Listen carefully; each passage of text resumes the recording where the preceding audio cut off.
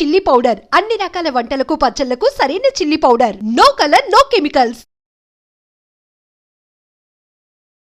నమస్కారం, welcome to iDream. Dharma Margam with Vijitha కార్యక్రమానికి స్వాగతం. ప్రస్తుతం మనతో పాటు ఉన్నారు మంత్రశాస్త్ర ఉపాసకులు బ్రహ్మశ్రీ వేణుమాధవ శర్మ గారు. ఇప్పుడు గురుగారితో మాట్లాడి మరిన్ని విషయాలు తెలుసుకుందాం.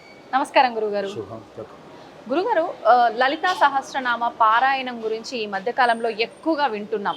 అయితే లలిత సహస్రనామాల్లోంచి ఒక్కొక్క నామం తీసుకొని ఒక్కొక్క రకంగా మనం పారాయణ చేయటం వల్ల మనకున్న కామ్యాలన్నీ నెరవేరుతాయి అని చెప్పి చేసే వాళ్ళు ఎక్కువైపోయారు. నిజంగా ఈ అమ్మవారి నామాలు మనం కోరికల కోసం చేయాలా, అసలు ఎందుకు చేయాలి గురుగారు? అరుణాం కరుణా తరంగితాక్షిం ధృతకాశాంకుశపుష్పగాన చాపాం అణిమాధీరావృతాం మజిగ్వైః రహమిత్యేవ విభావే భవాని ధ్యాయేత్ పద్మాసనస్థాం ప్రస్తుతోదనాం పద్మగత్రాయుతాక్షిం హేమాభాంకితవస్త్రాం కరకలితనిర్దేం పద్మాంబరాంగీం సర్వాలంకారయుక్తాం సతతమభయదాం భక్తనమ్రాం భవాని శ్రీవిద్యాం శాంతమూర్తిం సకల సురనుతాం సర్వసంపత్ప్రదాత్రి. ధ్యాన శ్లోకంలోనే చెక్కగొడుతుందన్న శ్రీవిద్యాం అంటే మంత్రశాస్త్రానికి ప్రధానమైనటువంటి విద్య ఏది అంటే ఈ యొక్క దేవతా సంబంధమైనటువంటి విద్య మాత్రం. ఇందులో శాంతమూర్తి సకల సురనుతాం సర్వసంపత్ప్రదాత్రి, అన్ని సంపదలను కలగజేసేటువంటి విలక్షణమైనటువంటి లక్షణం కలిగినటువంటి స్తోత్రమే ఈ యొక్క లలితా సహస్రనామం. అందరూ విశేషంగా పూజేటువంటి మనుష్య స్వరూపంలో ఉన్నటువంటి దేవతామూర్తులు కంచి పరమాచార్యులు ఎప్పుడు చూసినా అందరినీ కూడా లలితా సహస్రనామ పారాయణం చేసుకోండి అని చెప్తుండేవాళ్ళు. లలితా సహస్రనామం, సౌందర్యలహరి, కనకధారా స్తోత్రం, ఇవన్నీ కూడా ముత్తైదువులందరికీ, ముత్తైదువులే కాదు ఆడవాళ్ళందరూ కూడా చేసుకోవచ్చు. అందరూ కూడా చాలా చక్కగా ఎవరి యొక్క సహాయ సహకారాలు లేకుండా చేసుకునేటువంటి ఒక గొప్ప లక్షణం కలిగినటువంటిది ఈ యొక్క లలితా సహస్రనామం. వారు కంచి కరుణాచార్యులు వారు ఒక గొప్ప విశిష్టతతో ఈ లలితా సహస్రనామాన్ని చేసుకోమండంలో గల కారణం ఏంటంటే ఈ లలితా సహస్రనామం కేవలం వింటూ ఉంటే నోటికి వచ్చేసేటువంటి చక్కటి విద్య.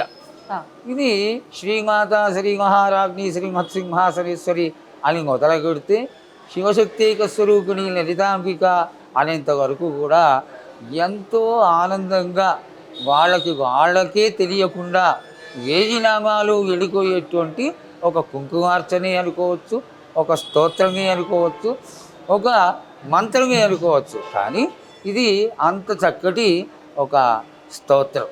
ఈ స్తోత్రంలో ఉన్నటువంటి విశిష్టత ఏమిటి అంటే ఇది సమ్మోహన శక్తి కలిగినటువంటిది అని వారు మనందరినీ ఆశీర్వదించడం జరిగింది.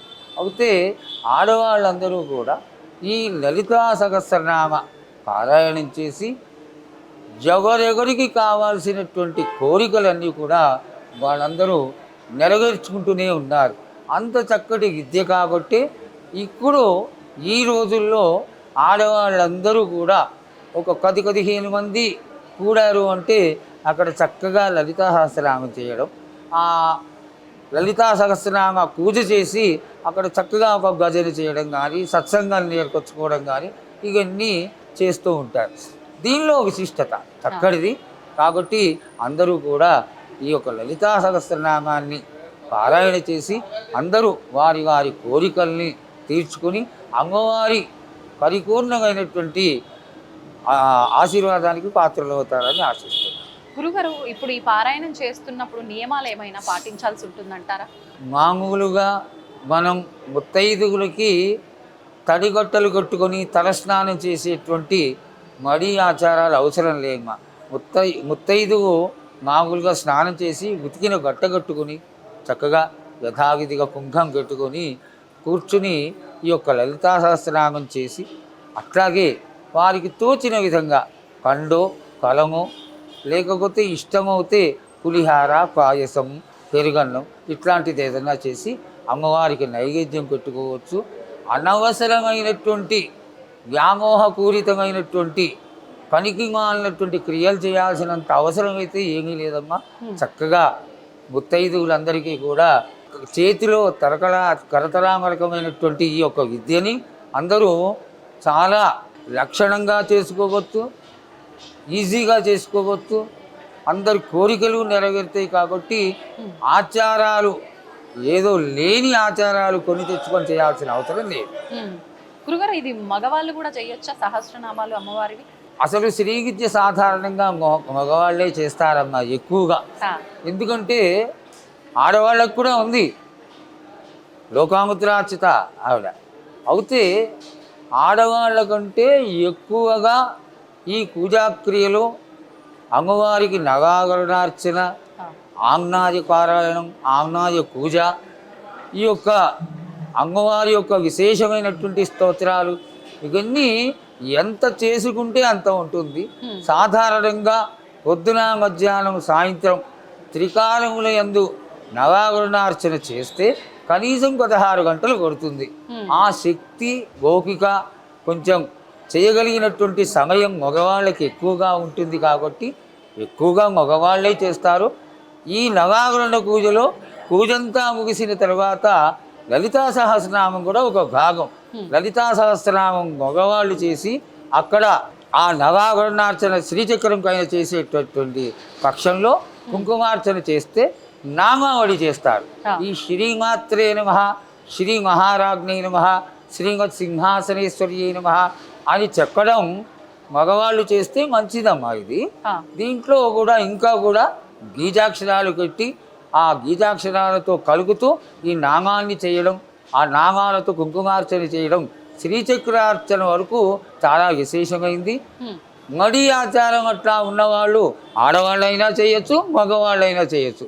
ఇందులో తక్కువ లేదు. కానీ సమయాన్ని బట్టి ఈ శ్రీమాతా శ్రీ మహారాజ్ని శ్రీమత్ సింహాసనేశ్వరి అనేటువంటి ఈ యొక్క స్తోత్రాన్ని 1000 నామాల్ని కూడా ఎంతసేపు కూడా సాధారణంగా చేసుకునే వాళ్ళందరూ కూడా స్తోత్రపారాయణం చేసుకోవడంలో ఏమాత్రం దోషం లేదు, అందరూ చేసుకోవచ్చు. గురుగారు, ఇప్పుడు శ్రీచక్రం అన్నారు కదా, శ్రీచక్రం విషయంలో ఈ మధ్య కాలంలో చాలా రకాలుగా వింటున్నాం. అసలు శ్రీచక్రం ఇంట్లో పెట్టుకోవడానికి వీల్లేదు, ఒకవేళ పెట్టుకుంటే మాత్రం ఖచ్చితంగా ప్రతినిత్యం కుంకుమార్చన చేయాలి, ఖచ్చితంగా నైవేద్యాలు నివేదన చేయాలి, ఈ రకంగా చెప్తున్నారు. ఇదంతా వాస్తవమా? చాలా ఖచ్చితమైన విషయం అమ్మా. ఇది శ్రీచక్రం పెట్టుకోవడం అనేది నిక్కుతో చెలగాటం ఆడినటువంటి విషయమే. శ్రీచక్రాన్ని పెట్టుకొని నానా రకాలైనటువంటి కోకడలకి పోయి శరీరానికి, ఇంటికి లేక కుటుంబానికి నాశనాన్ని కొని తెచ్చుకునే దానికంటే కూడా జాగ్రత్త పడి పెట్టుకోకపోవడమే ఉత్తమం. పెట్టుకున్న తర్వాత దానికి తగినంత శుచిని మడిని పాటించకపోతే అది ఎదురు దెబ్బ కొడుతుందని పెద్దవాళ్ళు చెప్తారు. సాధారణంగా తెలిసినటువంటి బ్రాహ్మణులలోనే శ్రీచక్రాన్ని పెట్టుకోవడానికి ఇష్టపడరు. గురుగారు, ఒకవేళ మనకు సంబంధం లేకుండా మనం కావాలని తెచ్చుకోకుండా ఎవరైనా మనకు బహుమతిగా ఇచ్చినప్పుడు దాన్ని ఇంటికి తీసుకొచ్చుకున్నామే అనుకోండి, ఇప్పుడు ఖచ్చితంగా దాన్ని మనం ఇంట్లో ఉంచుకోవాలి, ఇవన్నీ మనం ఆచరించలేము, తీసుకెళ్లి ఆలయంలో అలా ఏమైనా అప్పచెప్పొచ్చు అంటారా? తప్పకుండా ఇచ్చేయచ్చమ్మా. ఆలయంలో ఇచ్చేయవచ్చు. భిన్నమైనటువంటి శ్రీచక్రాలు అట్లాంటివి ఉంటే మంచి జీవనదుల్లో నిమజ్జనం చేసేయవచ్చు. అంతేగాని ఆ శ్రీచక్రాన్ని పెట్టుకొని ధరించి దానివల్ల ఇతరములైనటువంటి గాథలు పడేదానికంటే ఇది ఉత్తమమైనటువంటి మార్గం. అమ్మవారి దేవాలయాలు ఏమన్నా ఉంటే వాటిల్లో వచ్చేయడం ఉత్తమమైనది. గురుగారు, మంత్రాలు అన్నారు, బీజాక్షర మంత్రాలు అన్నారు. కొన్ని రకాల మంత్రాలు అసలు ఆడవాళ్ళు చేయడానికి పనికిరాదు అంటున్నారు. బీజాక్షర మంత్రాలు అయితే అసలు చేయకూడదు అంటున్నారు. ఇది ఎంతవరకు వాస్తవం అండి? అసలు అవన్నీ కాదమ్మా. మీడియా వాళ్ళు వచ్చి ఇంచుమించుగా మంత్రశాస్త్రమే భ్రష్టు కట్టిపోయింది. సహజంగా గురువు శిష్యుణ్ణి 12 సంవత్సరాలు పరీక్ష చేస్తే కానీ మంత్రం అనేటువంటి వస్తువుని ఇవ్వకూడదమ్మా. జీవన్ముక్తిని కలుగజేసేటువంటిది మంత్రం. మననాత్ త్రాయితీతి మంత్ర. ఏ విధంగా అయితే మంత్రాన్ని అనుష్ఠానం చేస్తూ ఉంటారో వాళ్ళని కాపాడుకుంటూ వస్తుంది ఈ మంత్రం అనేటువంటిది. మంత్రానికి, దేవతకి, గురువుకి అభేదం అంటారు. అంటే ఏ విధమైనటువంటి మార్పు లేకుండా 3 కలిగి ఒకటే స్వరూపంగా పూజ చేయవచ్చు. అటువంటిది మంత్రం. ఈ మంత్రాన్ని తీసుకుని నానా రకాలుగా భ్రష్టు కొట్టించి దాన్ని ఇష్టం ఉంటే మంచాల మీద కొడుకుని లేకపోతే కూర్చోకూడని చోటల్లో కూర్చుని స్నానాలు చేయకుండా ఆ మీడియాలో వచ్చినటువంటి వాటిని వినేసి మాకంతా తెలిసిపోయింది నేనే సర్వజ్ఞులం అనేటువంటి వాళ్ళు ఎక్కువైపోయినారు.